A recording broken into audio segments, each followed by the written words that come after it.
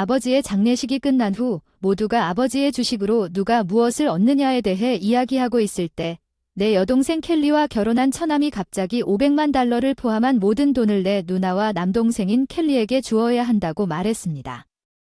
처가는 기뻐했지만 변호사는 내 이름이 존 왓슨이라고 단정할 수는 없다고 말했습니다. 저는 42세의 영업직의 아내와 두 자녀가 있습니다. 아버지는 회사의 큰 부분을 소유하고 계셨고 나이가 많으셨음에도 불구하고 그는 여전히 일했습니다. 별로 유쾌하지 않은 내 여동생은 별일 아닌 것처럼 아빠에게 결혼식에 쓸 돈을 달라고 하기 시작하고 현금을 빨리 탕진한 다음 더 많은 것을 요구하게 되어 아빠는 결국 자신이 모든 것을 물려받을 것이라고 생각하는데 왜 안 됩니까? 결혼한 지 1년도 안 돼서 차가운 눈빛으로 지켜보기만 해요. 아빠가 골프 치다가 심장마비로 쓰러지고 며칠 뒤 돌아가신 건 정말 마음이 아프고 갑작스러운 아빠의 사망 소식이 온 가족을 충격에 빠뜨려서 정말 슬픕니다. 친구들과 우리의 전화는 애도의 마음으로 계속 울렸지만 나는 그냥 앉아서 울 수 없었습니다. 나는 평소처럼 충격받은 엄마를 도와 장례식 준비를 모두 도왔습니다. 장례식은 완전히 지쳤고 엄마와 나는 마침내 숨을 돌릴 기회를 얻었지만 바로 다음 날 변호사가 우리 집 문에 나타나서 아빠의 유언장에 대해 이야기했습니다. 엄마와 나는 이미 그 내용을 알고 있었지만 내 여동생과 그녀의 남편은 아무것도 모르고 들이닥쳤습니다. 모든 일에 대해 이야기하고 봉 껍질을 떨어뜨렸고 아빠의 모든 주식과 $500만 상속 재산은 내 아내 큰딸에게 갈 것이기 때문에 엄마에게 손을 떼고 나는 그들의 뻔뻔함에 말문이 막혔습니다. 우리가 해냈습니다. 켈리, 이제 우리는 인생을 시작할 준비가 되었습니다. 내 처남이 기뻐서 주먹을 치켜들고 있다. 변호사는 분명히 놀랐다. 내 여동생이 노려보는 동안 잠시만 기다려라. 변호사는 감동적인 표정을 지으며 켈리에게 너는 상속받을 자격이 없다고 말했다. 내 여동생과 그 남편은 깜짝 놀랐다. 그럴 리가 없어. 켈리의 큰딸은 모든 것을 받아야 해. 내 처남이 그 유산을 담보로 삼고 있다는 것은 분명했고 변호사가 부드럽게 말하자 그들의 표정이 바뀌었다. 켈리를 몰랐나? 왓슨 씨의 친자식은 아니죠. 갑자기 내 여동생의 얼굴이 창백해져서 우리 어머니를 향해 달려갔습니다. 우리 어머니는 복잡한 표정을 지으셨습니다. 나는 항상 내 여동생이 이복 형제라는 것을 알았지만 그녀는 어둠 속에 갇혀 있었던 것 같았습니다. 그녀는 우리 어머니를 거의 흔들기 시작했습니다. 미친 엄마, 이게 무슨 뜻이야? 켈리, 넌 내 전 결혼 출신이야. 우리 엄마는 내 여동생의 손에 흔들리며 중얼거렸다. 내가 가장 좋아하는 사람이라고 자주 놀리던 내 여동생 아이는 지금은 놀란 표정을 짓고 있지만 법적으로 입양되면서 그녀는 그래도 상속권이 있어야지. 처남이 목소리를 내서 일어섰다. 그런 게 아닌가 켈리네. 그런 줄 알았는데. 여동생이 대답한 것 같은데 어머니가 고개를 저었습니다. 제 여동생과 처남 모두 합법적인 입양이 없었습니다. 믿을 수 없을 것 같아 아빠도 말했던 큰딸이라 언니의 분노가 나에게 쏠렸다. 언니가 쏜 것은 다 가져가도록 해줄게. 아빠가 너에게 많은 지지를 줬는데도 그 누나의 권리에 짜증이 나면서 대답했다. 정당한 머리는 조용히 하라고. 언니와 처남이 항의했지만 딸을 부양하는 아버지가 무슨 죄인가. 부모가 자식을 부양하는 건 당연한 일인데 언니가 아버지의 몫을 이용했던 상황에 무게를 느끼며 한숨을 쉬었다. 빚을 갚고 여러 가지 문제를 해결하기 위해 돈 지금까지 침묵하던 왓슨 부인은 켈리에게도 유언장을 보여주면 어떨까 제안했습니다. 여동생이 빚을 갚지 않은 것이 자신의 잘못임에도 불구하고 당황했다는 것은 잘 모르겠습니다. 주의 아빠는 위를 만들 때 우리 모두가 윌의 내용을 논의하기를 원했지만 내 여동생은 그것을 무시하고 대신 놀러 나갔습니다. 내가 이것을 지적했을 때 형부는 그녀를 맹렬히 노려보며 이것이 무엇을 중요하다고 생각했습니까? 다음에 무엇을 해야 하는지에 대한 질문에 그들은 그것을 듣기로 동의했고 변호사는 상속 재산이 나와 어머니를 위한 것이라는 아버지의 뜻을 분명히 밝혔습니다. 또한 아버지가 처음에 내 동생을 입양하지 않은 이유도 설명했지만 그는 실망했습니다. 나에 대한 그녀의 행동, 그녀의 이복형과 그녀가 나이가 들면서 무분별하게 지출, 그래서 나는 실제로 상속권이 없습니다. 이것을 깨닫고 내 여동생은 깜짝 놀랐습니다. 단 이제 갑자기 내 처남이 당신이 나에게 거짓말을 했다고 비난하면서 목소리를 높였습니다. 돈이 있어서 그의 태도가 공격적으로 변해 어머니와 여동생이 충격을 받았습니다. 하지만 제 처남이 종종 탐욕을 드러냈을지도 모르죠. 아마도 그는 돈 때문에 제 여동생과 결혼하기도 했을 것입니다. 켈리는 돈을 벌 때까지 돌아오지 마세요. 그가 명령한 돈 잠깐만요. 크리스 무슨 말이에요?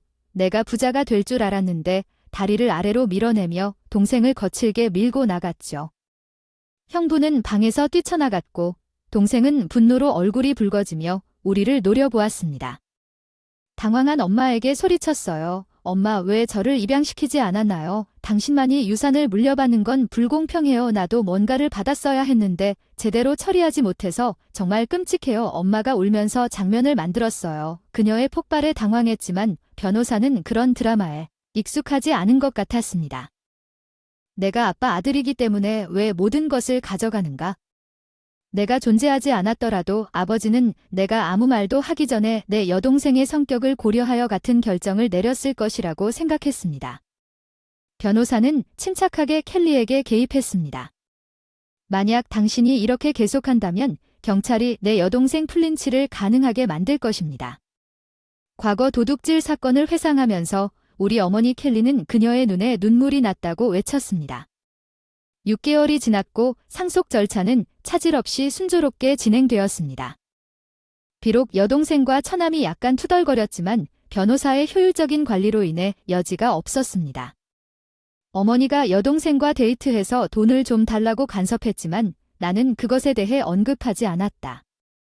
가장 괴로운 것은 자금이 갑자기 사라지고 상황을 알고 있던 친척들의 입에 신맛이 남는 그들의 뻔뻔한 금 캐는 행동이 드러났다는 것이다. 날 아내의 권유로 어머니, 딸을 데리고 밥을 먹으러 나갔다. 아빠가 돌아가신 후로 다소 움츠러들던 엄마가 사랑스러운 손녀와 함께 있어서 한결 밝아 보였다. 야야, 엄마, 우리 같이 사는 게 어때? 내가 제안했지만 켈리가 가끔 지나갈 수도 있다는 것을 알고 있습니다. 그녀는 돈이 필요할 때만 나타납니다.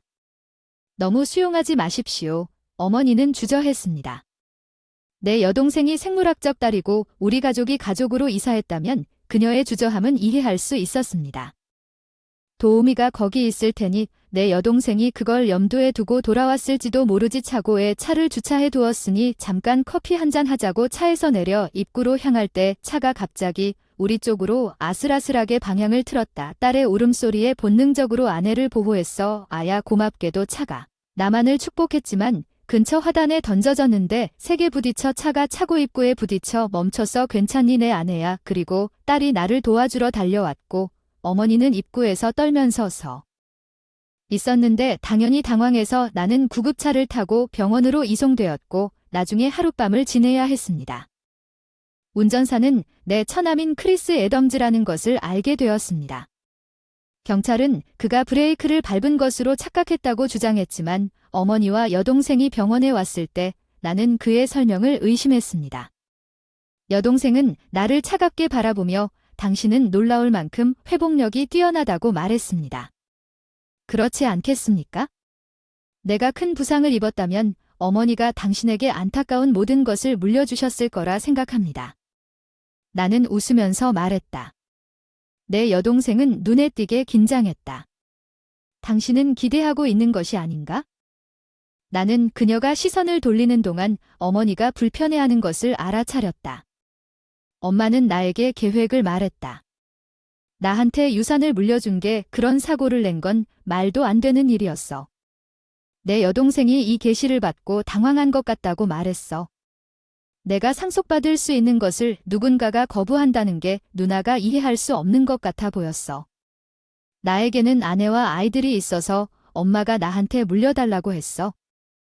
부모님이 그러시는데 계속했는데 언니가 말을 더듬더라고. 아빠의 예를 따라 일찍부터 유언장까지 만들었어요. 계속 언니를 말문이 막히게 놔두고 이제 안타깝게도 내 몫은 엄마에게 안 가겠다고 단호하게 말했어요. 언니는 떨면서 떨었어요. 그 사람이 나를 쳐다보면서 500만 달러라도 줄 수 없겠니? 내가 단호히 거절하자 언니는 얼굴을 일그러뜨리며 화난 표정으로 내 멱살을 잡았다. 절반만 줘. 나는 내 동생이다. 계속해서 불안한 목소리로 비명을 질렀다. 아마도 상속에 대한 기대로 인해 광기에 이르렀을 것이다. 내 탐욕이 아빠를 실망시킬 것이라는 걸 모르니? 내 목에 손을 뻗으면서 내 여동생의 얼굴이 분노로 붉어졌다. 켈리, 뭐 하는 거야? 엄마가 목소리를 되돌렸다. 여동생을 데리고 나가기 위해 간호사들이 도착했을 때 어머니는 여동생을 옹호하려는 경향이 있는 것 같았지만 여동생도 그녀를 향해 모욕을 가한 것이 분명했습니다. 내가 여동생을 키운 것이 어디에서 잘못되었습니까? 어머니가 병에 걸리신 직후 아내의 상태가 악화되었고 나는 집에서 교통과 가사일을 돕기 위해 개입했습니다. 이것은 여동생이 돈을 요구하기 위해 방문하는 동안 아내를 만났기 때문에 화가 난 것 같았습니다. 엄마한테 우리가 도와준다는 소식을 들었는데 어느 날 누나가 갑자기 전화해서 이제부터 우리가 엄마를 모실게, 너희 둘은 올 필요 없어. 이게 다 무슨 일이야 라고 말했어. 내가 누나한테 추리하려고 했는데 누나가 말을 안 했어. 듣지 않고 이미 결정됐다고 전화를 끊음 같은 메시지를 받고 해고된 아내에게 확인했다. 동생의 간병이나 가사 경험이 부족해서 걱정이 됐다. 놀랍게도 형부인 어머니에게 빨리 연락했다. 그 당시에는 간병 경험이 있었습니다. 어머니는 여전히 독립적이셨기 때문에 당분간은 감당할 수 있을 것 같았습니다. 그러나 한 달도 지나지 않아 어머니는 약 복용량 오류로 인해 구급차를 타고 병원으로 이송되었습니다.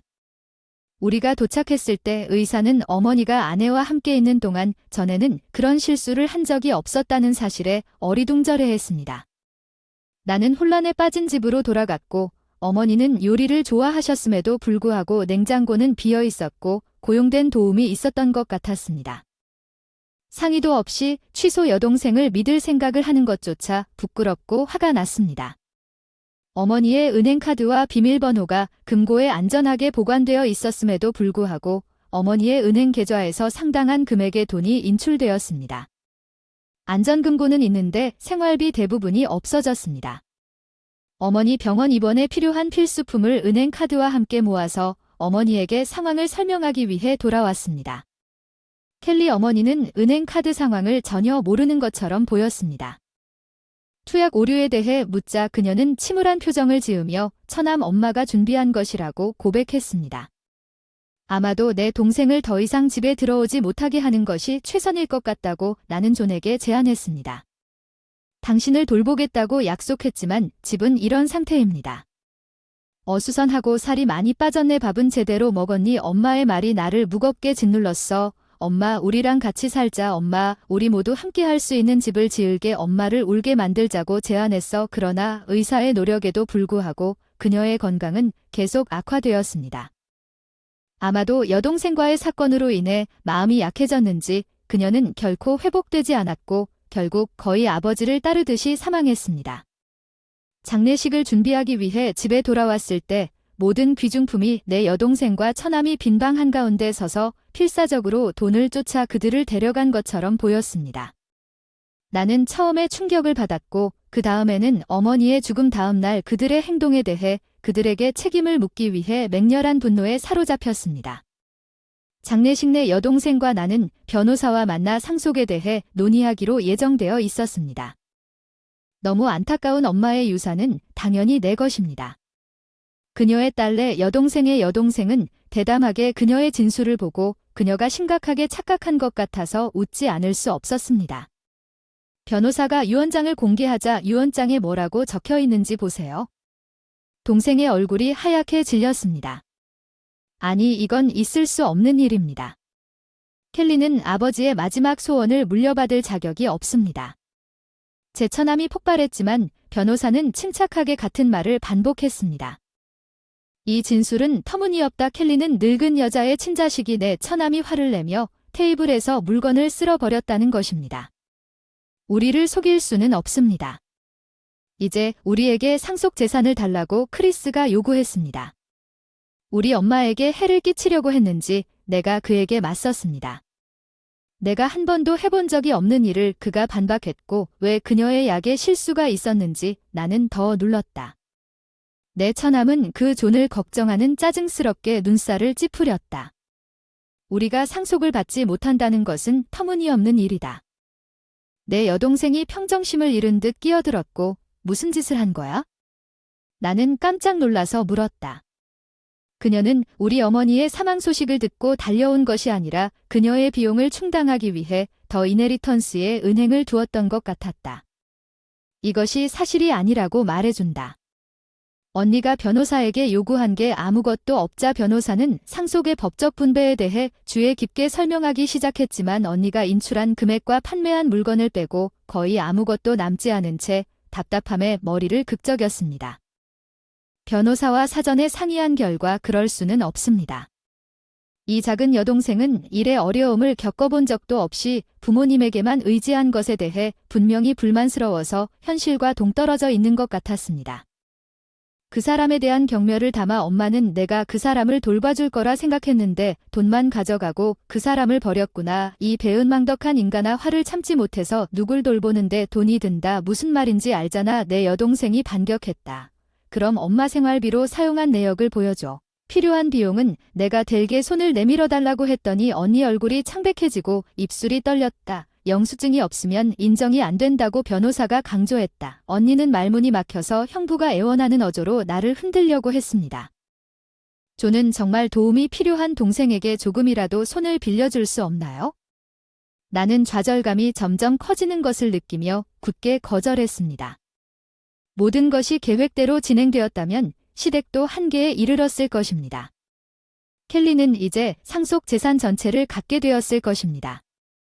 그는 제가 질문한 것이 무슨 뜻인지 중얼거렸지만 제가 더 깊이 파고들기 전에 처남이 공개적인 논평을 내놓았습니다. 이 사람 때문에 아무 일도 순조롭게 진행되지 않습니다. 새 차를 사려고 했는데 겨우 수리할 정도밖에 되지 않았습니다. 여동생이 필사적으로 끼어들려고 했지만 너무 늦었습니다. 그건 심각한 비난입니다. 변호사가 숙소를 쥐고 있다고 말한 사기처럼 들립니다. 그리고 그 커플에게 웃으면서 그게 불법이라는 걸 처음부터 분명히 밝혔고 두 분 다 동의하셨죠. 제 처남은 자신의 실수를 깨닫고 얼굴이 창백해졌습니다. 저는 크리스를 고소하겠다고 선언했습니다.